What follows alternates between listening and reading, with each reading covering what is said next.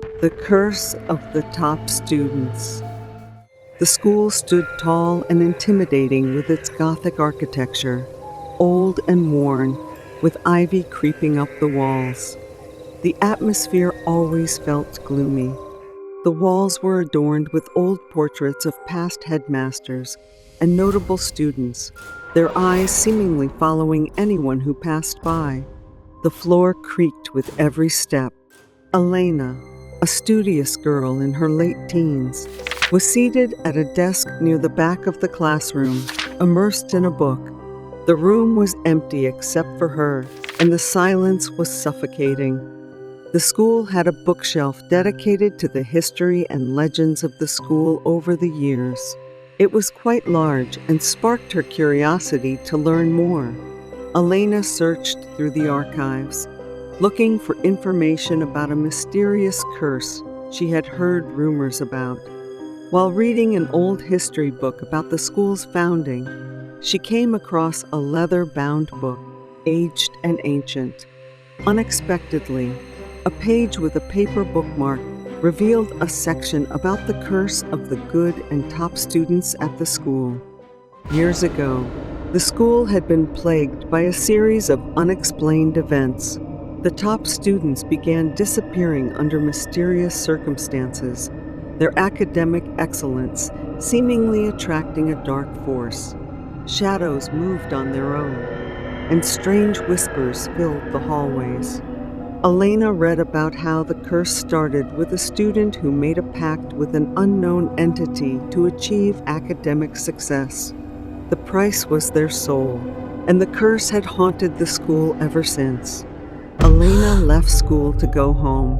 She started to feel scared because she was one of the top students at the school. She hadn't witnessed anything herself, so everything seemed vague to her, caught between reality and fiction. As she descended the stairs, the eyes of the portrait seemed to follow her, glowing faintly and eerily in the light. Elena entered the bathroom to splash water on her face, trying to shake off the feeling of being watched.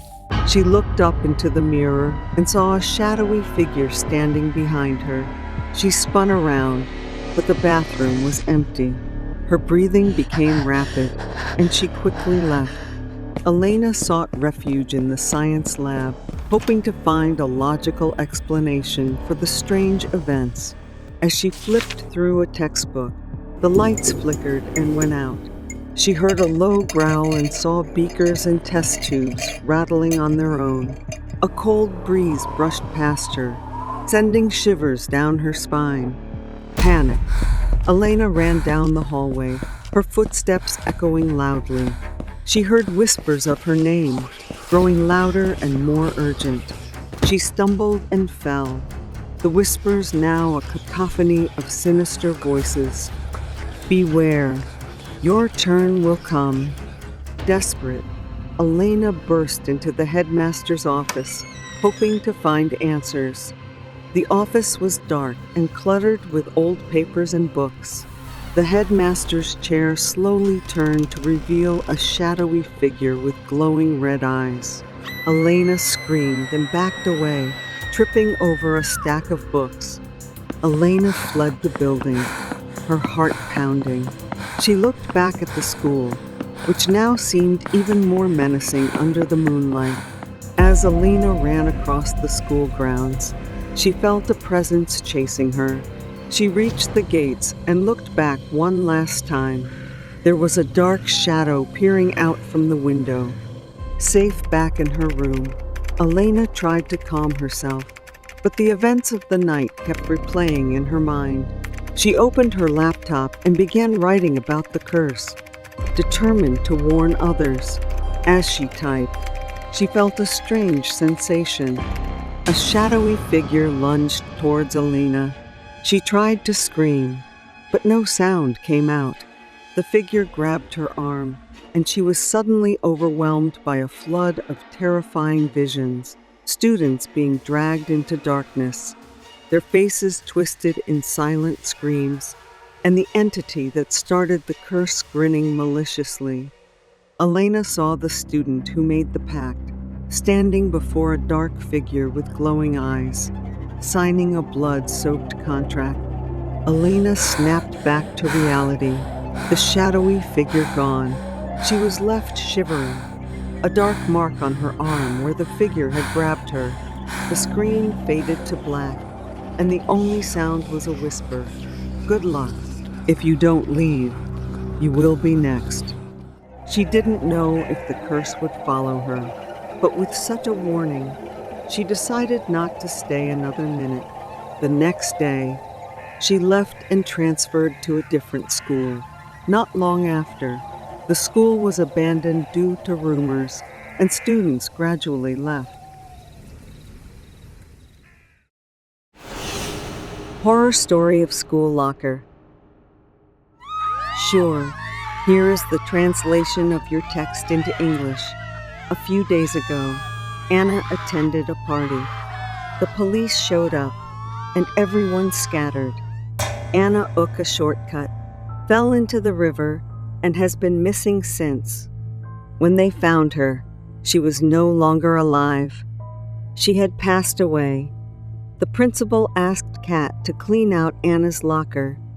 It had been a week since the funeral, and ANA's mother still hadn't come to collect her belongings.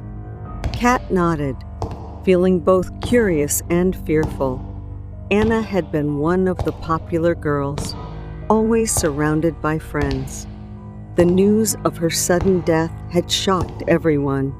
She wasn't like that. I was quite shy and had almost no friends. She approached the locker, its dull gray door a stark contrast to the vibrant memories of its owner. She twisted the combination lock, and with a metallic click, it opened. Inside, the locker was neatly organized. It only took her a few minutes to scoop Anna's belongings into her backpack. There were just a few textbooks, a small makeup pouch, and a neatly folded scarf remaining. As she reached in to gather the items, a strange gust of wind brushed against the back of her neck, sending a shiver down her spine. She glanced around, but the hallway was empty. She picked up the scarf, its silk smooth and cool. She remembered that Anna always wore this scarf like a treasured possession. It seemed that she really loved it. Suddenly, a whisper echoed in the confined space, telling her that the scarf was beautiful and would suit her perfectly. Her heart pounded. Perhaps she had imagined it. She continued cleaning the locker, but the unease lingered. As she closed the door, the whisper came again, more insistent this time, telling her, "Wear it always, and everyone will admire you." How could she refuse? Even as goosebumps rose on her skin, she nodded and tied the scarf around her neck. Although it was silk, it felt heavy, pressing down on her bones. Kat looked up at the mirror and almost screamed. She didn't just look like Anna in that moment. She was Anna. The scarf somehow warped her skin, transforming her face. She pulled with all her strength, but it wouldn't come off. Her elbow struck the mirror, causing it to bleed. Then a voice whispered, "It's okay," and assured her that everyone would love her. She decided to take a chance and see if it was true. Days passed, and she began to notice changes. People who had never acknowledged her before started to smile and greet her. The popular crowd invited her to sit with them at lunch. Kat enjoyed the attention she was receiving. She attributed the change to her makeover and the confidence boost from wearing Anna's scarf, so she didn't believe it too much. But the whispers started again and wouldn't stop.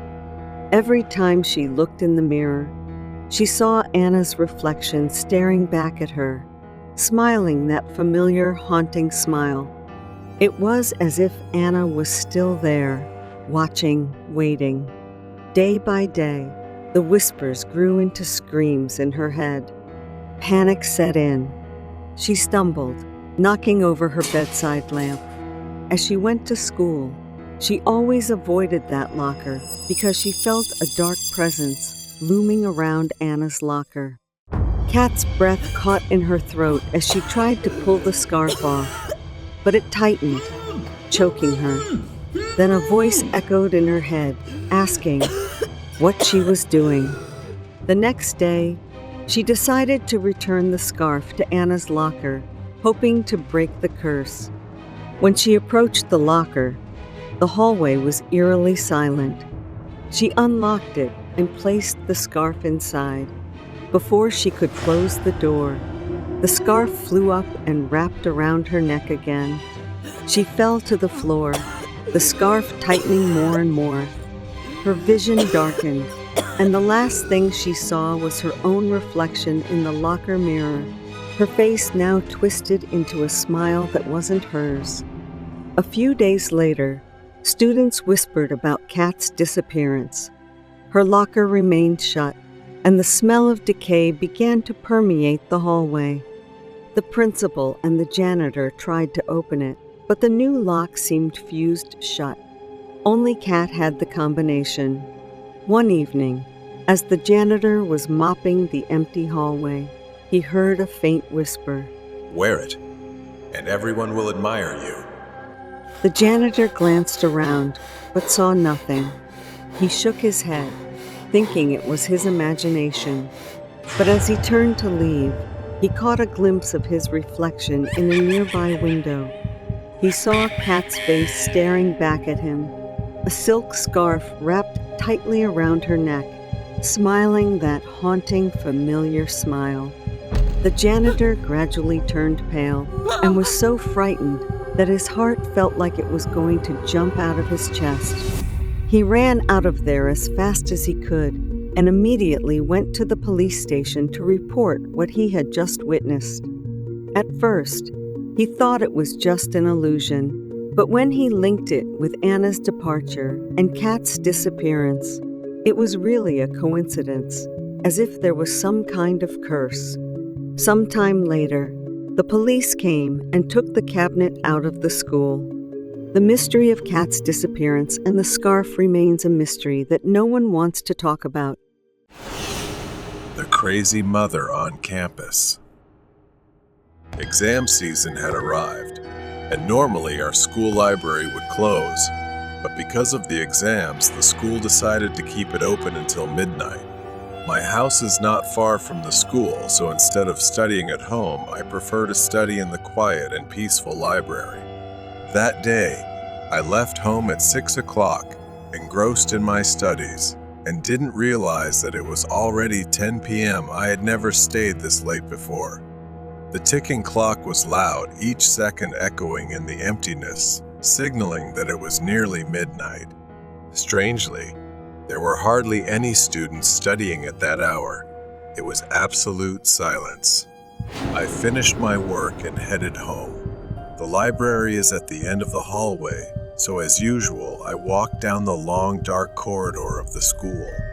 But today, I felt an unusual chill in the air. It was empty and the silence was suffocating. I walked through the hallway and quickly approached the exit. I walked fast, the sound of my footsteps echoing ominously. The once familiar campus now felt strange and frightening. The trees swayed gently in the wind, their branches like skeletal fingers reaching out. The path narrowed as I entered the school garden, the lights becoming fewer. A sudden loud snap of a branch made me stop dead in my tracks. I spun around, heart racing, but saw only shadows. Exhausted and hungry, I could barely walk properly. I kept my eyes on the ground as I walked. From the darkness, a figure emerged. It was a woman walking with a strange, crippled gait. Her legs seemed twisted, making it difficult for her to walk. She moved like a zombie. Now I was close enough to see her clearly. Her clothes were torn and filthy, her hair hanging in tangled clumps around her ghostly pale face. My heart pounded in my chest as the woman limped toward me, her eyes staring as if she wanted to pounce on me. backed away, fear enveloping me. The uneven footsteps of the woman grew louder, echoing in the empty night. She pursued me relentlessly.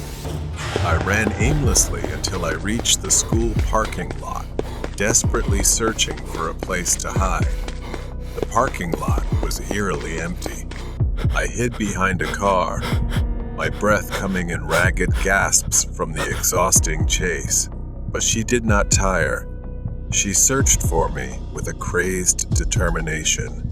From my hiding spot, I saw the woman moving past the cars, her head turning from side to side, searching. I felt truly terrified and breathless. The woman stopped near my hiding place. I held my breath, afraid to make a sound, and prayed she wouldn't see me. Thankfully, she just stood there, scouting the area, and then turned and continued moving. Seizing the opportunity, I bolted from my hiding spot, running towards the dormitory. The lights of the building were a beacon of hope, but the woman's footsteps grew louder behind me. I didn't care about anything else. I just ran, fearing for my life. I reached the dormitory entrance, my hands shaking as I fumbled with the keypad. I could hear the woman's labored breathing right behind me. Finally, the door clicked open, and I rushed inside, slamming it shut behind me. I leaned against the door, gasping for breath. I looked through the glass, but the woman was nowhere to be seen. The campus was dark and silent. I collapsed onto my bed, my mind racing with the terror of what had just happened. The image of the woman's pale, haunting face was etched into my memory. The next morning, I was determined to find out more about what I had experienced. I asked the groundskeeper who tended to the school's garden. He looked quite old, so I thought he might know something. I asked him, and he said that in 1998, there was a 32-year-old woman who had a 20-year-old daughter who also attended this school. One day, while playing with her friends, the daughter mysteriously had an accident on the school grounds and died. The mother couldn't bear the thought that her daughter might have been bullied or something terrible had happened to her that she didn't know about. Losing her daughter drove her mad, and she would appear and disappear erratically. I decided I would never walk alone on the school grounds again.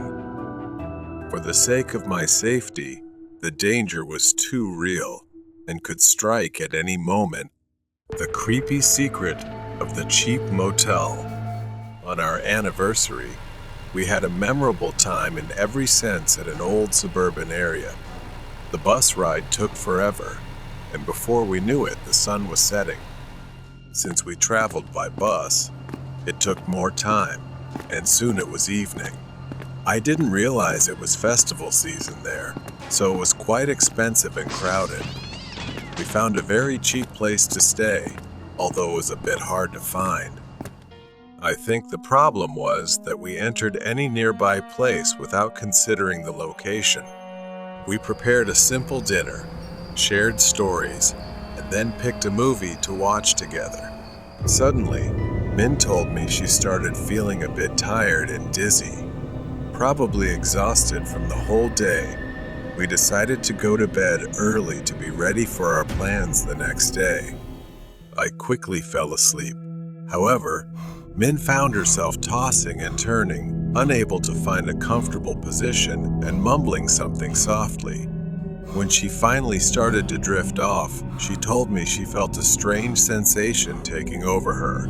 Suddenly, my eyes opened for no reason. I usually sleep deeply and rarely wake up in the middle of the night unless someone shakes me awake. But my girlfriend, who was sleeping next to me, turned over, and I woke up due to her movement. Around midnight, Min started tossing and turning in her sleep. Her face was contorted with discomfort, and she began sweating profusely. Her skin was pale and clammy, and her breathing became strange and irregular.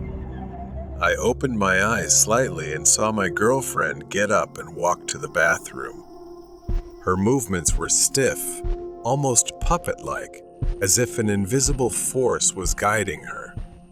At that moment, I saw a dark shadow following her. It wasn't her shadow because it had no hair on its head.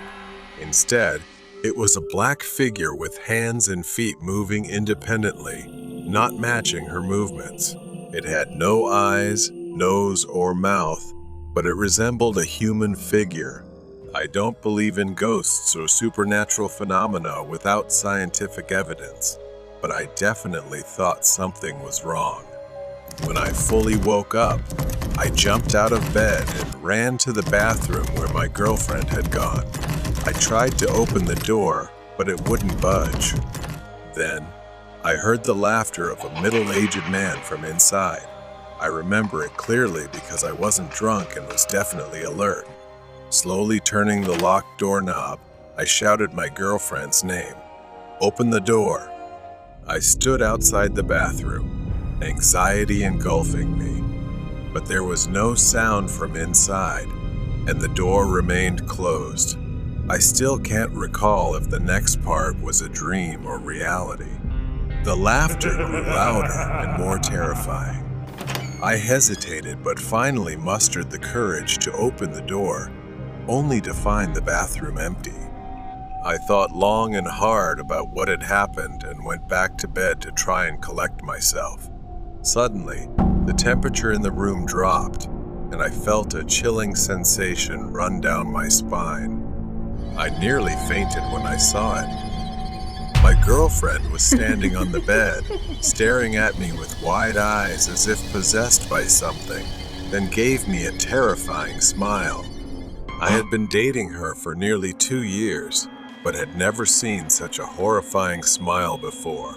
Her eyes, once warm and loving, now held a chilling emptiness. She laughed again, the sound echoing through the room, sending shivers down my spine. I grabbed her shoulders and shook her hard, but she just fell back into sleep. I couldn't sleep that night and waited until morning with my eyes wide open. Min woke up and advanced towards me, her laughter becoming louder and more hysterical. I recoiled, my mind scrambling to make sense of the situation. The previously cozy bedroom had transformed into a nightmarish enclosure. I tried to reach Min, hoping to pull her out of whatever trance she was in. She went silent, her body collapsing to the floor like a puppet with its strings cut. I immediately took her to the hospital because she had fainted, feeling less afraid in the daylight despite not believing much in the supernatural. I began to clean up and quickly got out of the rental. As we left the rental, I asked her if she remembered anything from the previous night, but she seemed unaware of what had happened. I didn't tell her anything because I thought she would be scared if I detailed the events. But now, after 10 years, I suddenly recalled the incident and started researching the rental. It turns out that there had been several murders and suicides there over the past few decades. The media didn't directly mention the name of the place, but I'm certain it's the right one after. Reading some reviews about the accommodation. The Haunting of Jefferson High. Jefferson High School was an old building with a rich history. It had been around for over a century, with stories of hauntings passed down from generation to generation. As a senior, I never believed the tales until the night I decided to stay late to finish a project. It was a stormy evening, the perfect setting for a horror story. The rain pounded against the windows, and thunder rumbled in the distance. The school was eerily silent, with only the occasional creak of the old wooden floors breaking the stillness. My friend Emily had promised to stay with me, but she bailed at the last minute, leaving me alone in the dimly lit library. I was deep into my research when I heard it, a faint whisper. I looked up, scanning the rows of bookshelves, but saw nothing. Shaking it off as my imagination, I continued working. The whisper came again, louder this time, and I could make out words. Help me. My heart raced as I stood up, the sound seemingly coming from the far corner of the library. Clutching my phone for light, I walked towards the sound. As I neared the corner, the air grew colder, and the whispering grew more desperate. I turned the corner and saw an old, dusty book lying on the floor. The whispering stopped. Oh. Hesitantly, I picked up the book and opened it. Inside, there were handwritten notes dating back decades, detailing the mysterious disappearance of a student named Sarah Mitchell in 1953. According to the notes, Sarah had stayed late one night to finish a project, just like me. She was last seen in the library, and rumors had it that her spirit never left. Chills ran down my spine as I read about strange occurrences reported by students over the years, books flying off shelves, cold spots, and whispers for help. Suddenly, the lights flickered, and the temperature dropped even further. I turned around to leave. The library door slammed shut on its own. Panic set in as I rushed to the door, pulling with all my might, but it wouldn't budge. My phone's light flickered, and in the dim glow, I saw her. A translucent figure of a girl standing by the window, her eyes filled with sorrow. Help me. She whispered again, her voice echoing in the empty room. I froze, unable to move or speak. Sarah's ghost floated closer, her hand reaching out to me. In a flash, images flooded my mind. Her being locked in the library, crying for help, and eventually succumbing to despair. Summoning all my courage, I asked, "How can I help you?" Grabbing a pen, I wrote down her final words as she dictated them to me. She spoke of feeling trapped, alone, and scared, and how she longed for someone to find her. As I finished writing, the room grew warmer, and the oppressive feeling lifted. Sarah's ghost smiled faintly before fading away, leaving me alone in the now silent library. The door creaked open, and I knew she was finally at peace. The next day, I reported the incident to the school authorities, who were skeptical but intrigued. They placed the book in a display case in the library, honoring Sarah's memory.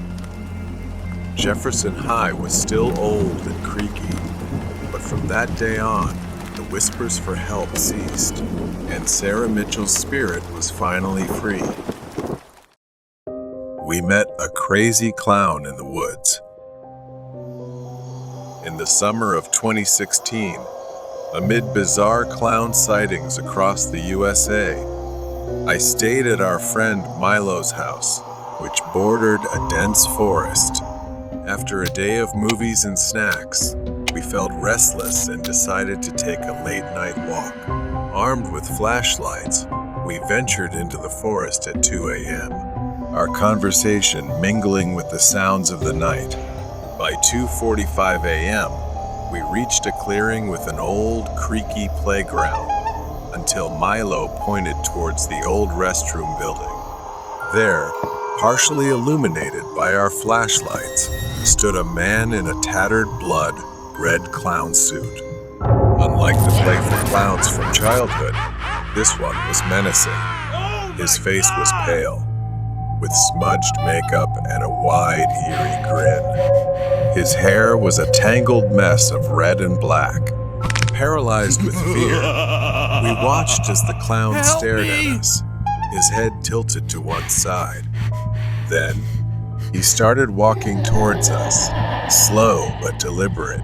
Panic surged through us, and we instinctively backed away, trying to decide whether to flee or confront the figure.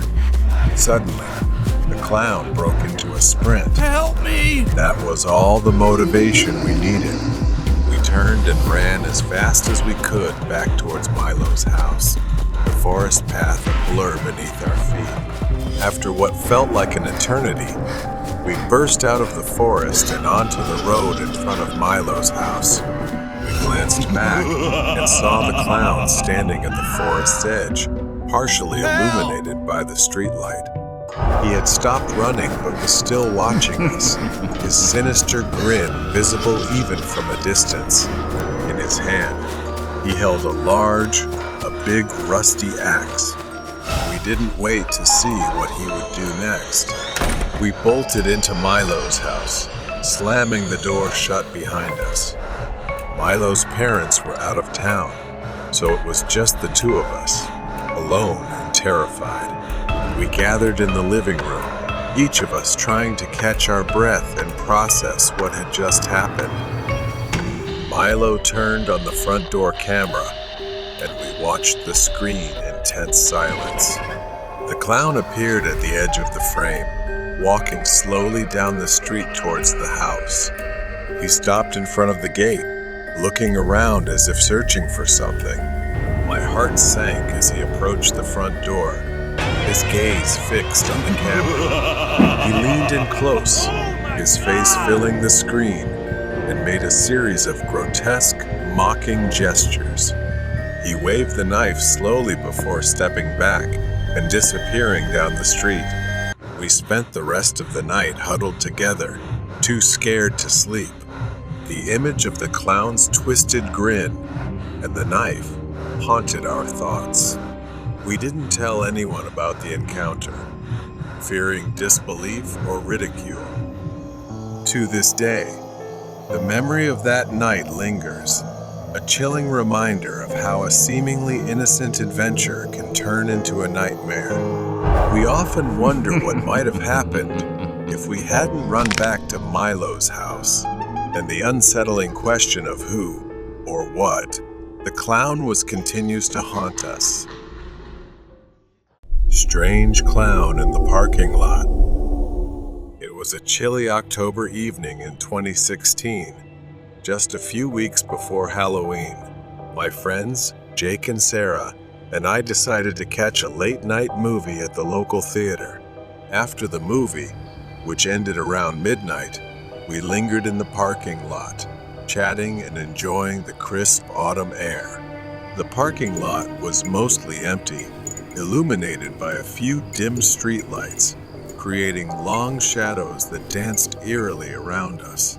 As we laughed about the horror movie we had just seen, Jake suddenly fell silent, staring behind us. We turned to see a clown standing by an old, beat-up car at the edge of the parking lot. He was dressed in a dirty, oversized clown suit with a red wig and smeared white face paint. Unlike the clowns at birthday parties, this one had a sinister air about him, his smile too wide and his eyes too dark. At first, we thought it was a prank. After all, clown sightings had become a bizarre trend that year. But as he started walking towards us, the playful notion quickly vanished. His movements were slow and deliberate, and in his gloved hand, he held a balloon that bobbed menacingly with each step. Nervously, we decided to head to Jake's car, which was parked a short distance away. We tried to act casual, but our pace quickened with each step. The clown followed, maintaining a steady, unnerving pace.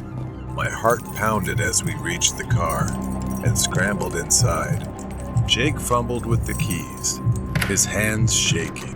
Just as we locked the doors, the clown reached the car. He leaned against the driver's side window, his face inches away from Jake's. He pressed the balloon against the glass and slowly dragged his finger down the window, leaving a streak in the condensation. We could see his eyes clearly now, cold and calculating. He tapped on the glass, the sound echoing in the silent parking lot. We were frozen with fear, unsure of what to do next. The clown then moved to the front of the car, standing directly in the headlights. He reached into his oversized pocket and pulled out a long, jagged knife. The sight of the blade sent a fresh wave of panic through us. Jake finally snapped out of his shock and started the car. The engine roared to life, and the clown took a step back, still smiling that unsettling smile. We peeled out of the parking lot, tires screeching, and didn't stop until we were miles away, parked in front of a 24-hour diner. We sat in the car, catching our breath and trying to make sense of what had just happened. We debated calling the police, but without any real harm done, we doubted they'd take us seriously. In the end, we decided to keep the story to ourselves, not wanting to relive the terrifying encounter. To this day, the image of that clown and his menacing smile haunts us. We often wonder what his intentions were and shudder at the thought of what might have happened if we hadn't reached the car in time. The experience left a lasting impression, a chilling reminder that sometimes the scariest encounters are the ones that seem to step straight out of a nightmare. The mysterious camp. I am a camping enthusiast. On this 2-day trip to the forest near my home, I went camping with my longtime companion Ring, the dog that has been with me for a long time. But I realized I was not as alone as I thought. It was in November. The daytime weather was quite warm, but it was quite cold at night. As always, I brought all the camping gear I had. Since it was close to the lake, I also brought a fishing rod to fish. I arrived and set up camp in a comfortable clearing near the lake to fish. While fishing, Ring kept looking into the forest, and his tail was wagging as if he had discovered something. I thought it was probably some small animals that he saw or heard. Ring is very well trained and will not run off without my command. After about an hour of fishing, we walked around the lake. On the other side of the lake, I saw a few people walking into the forest. They were too far away to be sure, but they really looked like humans. We quickly returned to the camp. When I got back to the camp, I saw the tent zipper was open. Someone had entered my tent, but nothing was missing. Not that there was much to take besides the campfire and fishing gear. But I knew I was right. They were a group of people. The thought of them sneaking into my tent without permission made me quite creepy. To be safe, I spent the next hour moving my camp to a different location further down the lake. Then I started chopping wood to light a fire. When the fire was burning, I fed Ring and then warmed up the food for dinner. Ring continued barking into the forest. By then, it was dark, and I couldn't see anything except the firelight. I looked into the darkness with a sense of fear. With that thought, I brought Ring into the tent and extinguished the fire. I crawled into my sleeping bag, and with the reading light beside me, I was reading my novel. Ring's ears kept twitching as he heard things that I couldn't hear. He kept looking around and started growling. I imagined someone out there in the darkness, scarier than a bear. Eventually, Ring calmed down and put his head down. I felt uneasy and wanted the night to pass quickly, so I turned off the light and went to sleep. I woke up a few hours later to the sound of growling and howling. I told Ring to be quiet. I listened and heard someone whistling, the kind of whistle you do to get a dog's attention. Someone was really out there at my camp in the thick darkness, and I was terrified. Then there were footsteps coming closer to the tent until they were right outside and then stopped. Ring howled madly, and I held him tight to keep him quiet without saying anything. There was no crackling fire, just absolute silence except for the wind. Looking towards the tent zipper, I tried to deepen my voice and commanded and shouted, "You'd better get out of here, don't come any closer," then threatened them with my emergency flare gun. The footsteps moved away from the tent, slow and heavy. I couldn't sleep after that, but I was too scared to leave the tent and pack up in the dark. Then from a distance, the scream of a woman echoed for miles. It sounded like a woman really screaming for her life. That was the last straw. I grabbed my life quickly, put on my shoes, grabbed a flashlight, and ran. I sprinted until I reached my truck. I slept in the truck that night, and at dawn, I went back to the forest with Ring to pack up the camp. I didn't even check to see if my stuff had been rummaged through. I just hurried to get out of there. As soon as I had signal, I called the non-emergency police number I found online to report the scream and the suspicious people around my camp the night before. I don't know what happened after that and don't know what is going on in that forest, but I never went camping there again. Luckily for me, it was a memorable camping trip. Horror Story Haunted Tracks. The legend of the haunted tracks had always been a topic of eerie fascination in our small town. The story went that, decades ago, a tragic train accident had occurred on the old, abandoned railway line just outside town. Many lives were lost that fateful night, and it was said that the spirits of the victims still lingered, haunting the area. As a skeptic, I never believed in ghosts or haunted places, but that changed one cold winter night. I was driving back home after visiting a friend when a heavy snowstorm hit, making the roads nearly impassable. I decided to take a shortcut through the old railway crossing, hoping to save some time. The wind howled, and snow fell in thick, blinding sheets as I navigated the narrow, winding road. The visibility was almost zero, and I had to slow down to a crawl. As I approached the old crossing, my car suddenly stalled. I tried to restart it, but the engine wouldn't turn over. Frustrated, I got out to check under the hood, the biting cold stinging my face and hands. As I fumbled with the engine, I heard a faint, distant whistle. I froze, remembering the tales of the haunted tracks. The whistle grew louder, and I saw a light piercing through the snowstorm, heading straight toward me. Panic set in as I realized it was an old steam train, barreling down the tracks at an alarming speed. I abandoned my car and tried to run, but the snow was too deep, and I stumbled. As the train approached, I could see it more clearly. A rusted, ancient locomotive, its windows shattered, and the metal twisted and scorched. I braced myself for the impact, but it never came. Instead, the train passed right through me, sending a bone-chilling cold through my body. I turned to see it continue down the tracks, disappearing into the storm. Shaking, I returned to my car and tried the engine again. This time, it roared to life, and I wasted no time getting back on the road, my heart pounding in my chest. When I finally reached home, I was too shaken to sleep. The next day, I told my friend Mark about the experience.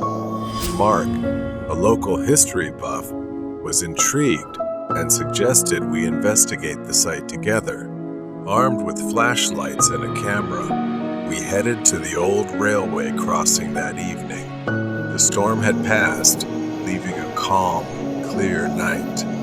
The tracks looked abandoned, covered in snow and rusted with age. As we walked along the line, Mark recounted the details of the accident. A collision between two trains due to a signaling error, killing dozens of passengers. Suddenly, we heard it again, the distant whistle. The air grew colder, and a light appeared down the tracks. We watched in disbelief as the same ghostly train emerged from the darkness, moving silently toward us. Mark, braver than I, stepped forward with his camera, snapping pictures. The train passed through us again, leaving us both shivering and breathless. When we reviewed the photos, we were stunned. In each shot, ghostly figures were visible, faces twisted in pain and fear, hands pressed against the windows as if pleading for help. We had captured the spirits of the victims, forever trapped on their final, tragic journey. The haunted tracks were no longer just a legend. They were a grim reminder of the lives lost and the restless souls that still wandered, seeking peace. I never took that shortcut again, and the memory of that night remained etched in my mind, a chilling testament to the power of the supernatural. Horror story: The Strange Man with Red Eyes. This happened 6 years ago when I was working the night shift as a security guard in an old office building. Since then, I have never worked the night shift again. That night, the pale moonlight cast an eerie glow over the deserted scene, creating a chilling atmosphere. Around 3 a.m., I was doing my final patrol before ending my shift. As I walked through the dark hallway, I heard strange footsteps. I looked around, but saw no one. The footsteps continued, seeming to come closer to me. I started feeling uneasy, trying to stay calm and continue my work. But just as I reached the security room, the door suddenly opened. A man with disheveled hair and bloodshot eyes walked in. He was wearing a long black coat and carrying an old suitcase. There was no one around, and I couldn't understand how he got into the building at this hour. I swallowed nervously, trying to speak to him. Do you need any help? I asked, my voice trembling. The man didn't answer right away. He just stared at me for a long moment. Then he opened his mouth, his voice raspy like the wind through a crack in the door. I need to go to a very special place, a place you will never forget. I didn't understand his meaning, but I responded anyway. I can't leave the building during my shift. Can you specify the location? The man smiled in a strange way, his thin lips curling up. All right, take me to the basement. I was surprised, but didn't want to cause trouble, so I nodded and led him there. We stepped into the elevator, the air inside becoming oppressive. When the elevator doors opened at the basement level, a cold draft swept in. The man stepped out first, and I followed, feeling more anxious. He stopped in front of a small room, its door long locked. I didn't remember ever seeing this room before. The man pulled out an old key from his coat pocket, unlocked the door, and stepped inside. I stood outside, not daring to follow. I've reached my destination, he said from inside. Thank you for guiding me. I turned to leave, but suddenly he appeared right in front of me, as quick as lightning. He placed his hand on my shoulder, gripping so tightly that it hurt. Remember, you have helped me, and I will remember you. I screamed, trying to break free, but I couldn't. A sharp pain shot through my chest, and I collapsed. My eyes gradually closed. I gradually saw the door of the room closing before my eyes, accompanied by his satisfied, creepy laughter. And then I fainted. When I opened my eyes, I was lying in a hospital bed. The doctor said I had a heart attack, but was lucky to survive. I recalled the man and asked everyone around about him, but no one had seen him, and the security cameras recorded no one but me. From the video extracted from the camera, it seems that I was talking to myself in front of the hallway door and then collapsed on the floor. It seems that I was taken to the hospital by the neighbors. I was haunted by his final look and his mysterious words. I could never forget that raspy voice. And every time I remember, I feel a chill down my spine. I had once guided a mysterious man, and it had changed my life forever. Horror story about a truck driver. I started driving trucks at the age of 25 and also encountered many strange cases on the road. I'm pretty sure I've encountered a few UFO while driving at night and occasionally encountered many strange drivers. The story I share with you today is the most horrifying and strange experience I have ever witnessed. In observation, I was 37 years old in 2009. That night was like most nights. I drove and listened to music on the radio, drinking some coffee to keep myself awake. The roads here are very deserted and covered in fog. Gradually, the fog got thicker and thicker, and I started thinking about whether I should pull over for a while or keep driving. I thought so, but in the end, I still chose to continue driving. At this time, there was no one on the country road, so it was probably safe to continue driving. To prevent bad situations from happening, such as an animal or something running across the road, I drove slowly. While I was concentrating on driving, I suddenly smelled something. I thought the smell of sodium carbonate was the worst smell I had ever smelled, but this smell is much worse. This smell quickly filled the inside of my truck. I quickly rolled up the window, but the smell didn't get much better. This horrible smell in my car, and I feel like I could vomit immediately. This smell mixed with the bones creates a disgusting smell. I think nothing can cause a more terrible stench than this. At the same time, I felt an uncomfortable feeling in my throat. That feeling when you want to vomit, but have to hold back. Opened the car door and started vomiting. When I was done, I quickly covered my nose because the smell was still in the air.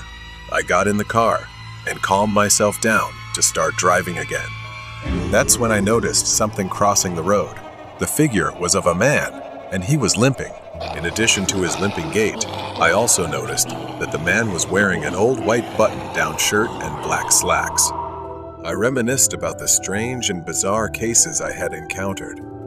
I don't know what to do with that man. Finally, I decided to drive over to ask if he was okay and if he needed me to call for help. Before I drove up to him, I soon realized that 4 more people were coming out from the side of the road. They were all going in the same direction as the first man I saw. They all walked with a strange limp. They all wore old-fashioned peasant clothes. What I found most strange was that they didn't realize there was a big truck going on the other side of the road. I thought to myself, if these people needed help, they would definitely come towards me.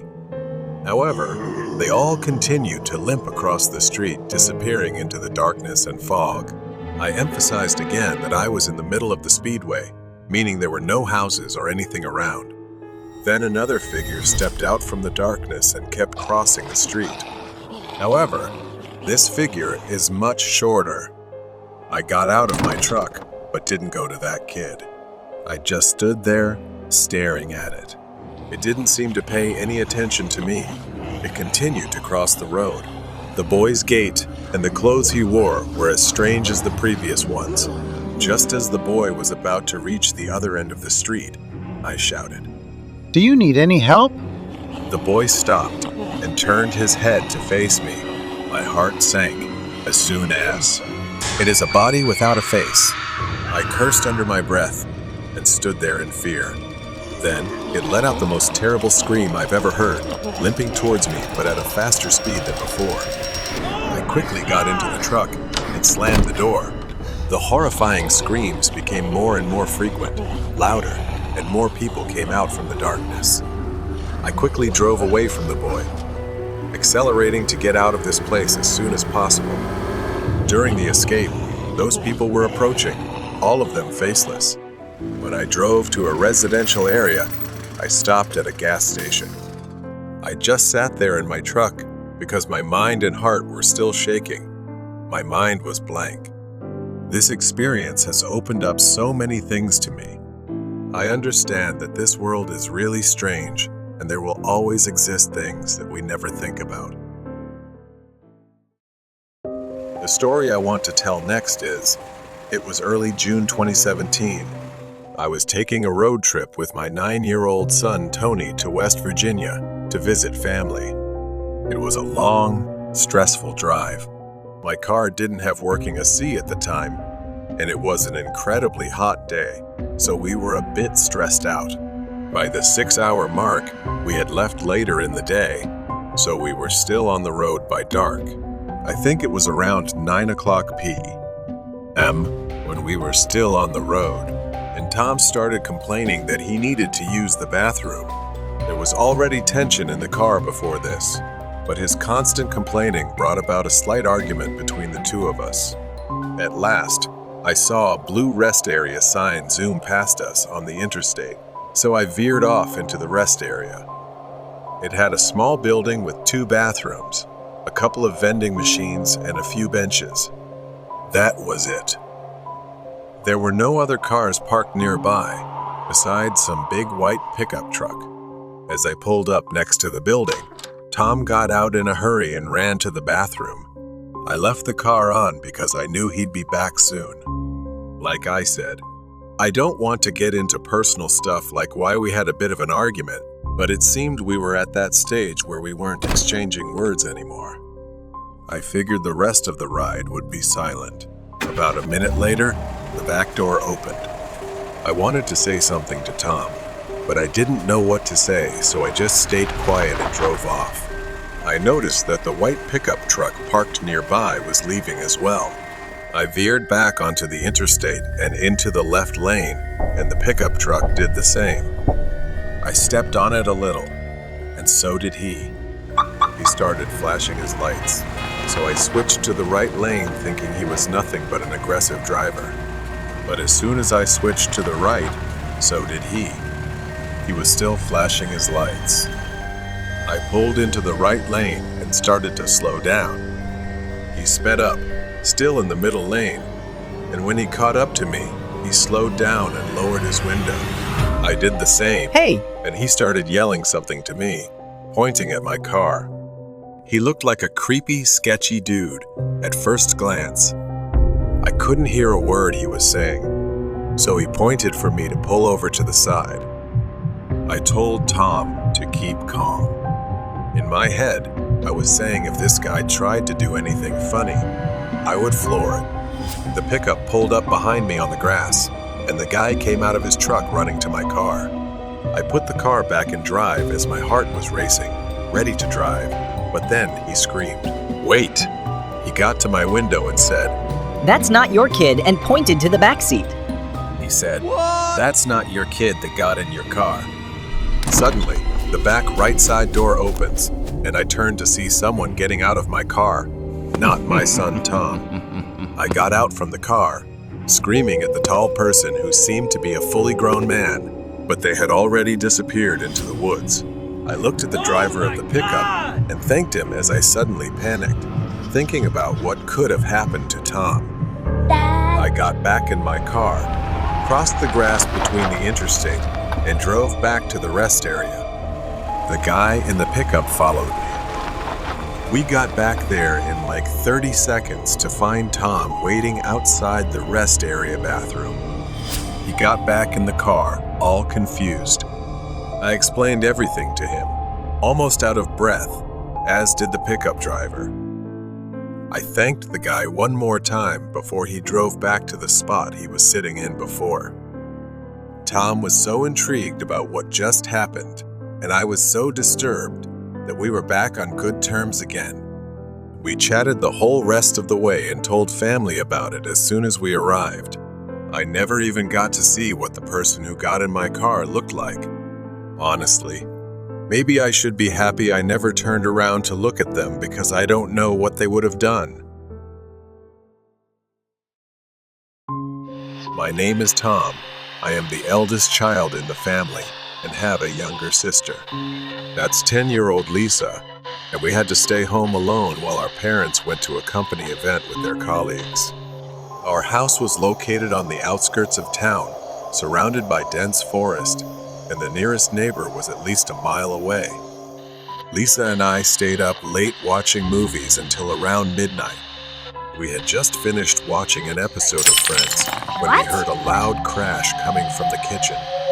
We exchanged worried glances before I got up, grabbed a baseball bat, and told his sister to follow him. He didn't want to leave me alone in case something was wrong. We cautiously made our way downstairs, where I suddenly stopped, causing Lisa to bump into me. I stood frozen, staring into the kitchen. I peeked around him and saw a tall man, about 6, with a hood covering his face and a flashlight in his hand. Lisa and I panicked with the idea of finding the phone to call the police. Panicking, I grabbed Lisa's hand and dragged him back upstairs to my parents' bedroom, where the house phone was. We locked the door and called 113.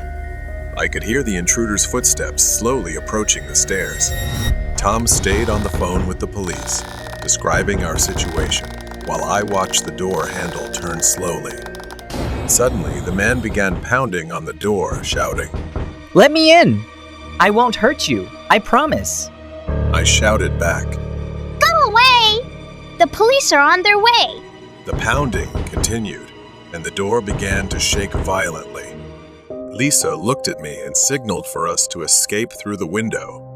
We opened it quietly and climbed out onto the roof, then carefully made our way down the tree next to the house. We ran into the woods and hid behind a large boulder, our hearts pounding in our chests. Minutes felt like hours as we waited. We heard the distant sound of police sirens, and soon after, saw flashing lights approaching our house. The intruder must have heard them too, because he bolted from the house and disappeared into the forest. We watched as the police arrived, and we ran out to meet them, telling them where the man had gone. The police searched the woods and eventually found the man hiding near an old shed. They arrested him, and we were relieved beyond words. The officers stayed with us until our parents returned home, shocked and grateful that we were safe. A few days later, we learned that the intruder had been wanted for several burglaries in the area. He had a history of violence, and we were lucky to have escaped unharmed. I am now 15, and the memory of that night still haunts me. Tom has since moved out for college, and our family decided to move closer to the city to feel safer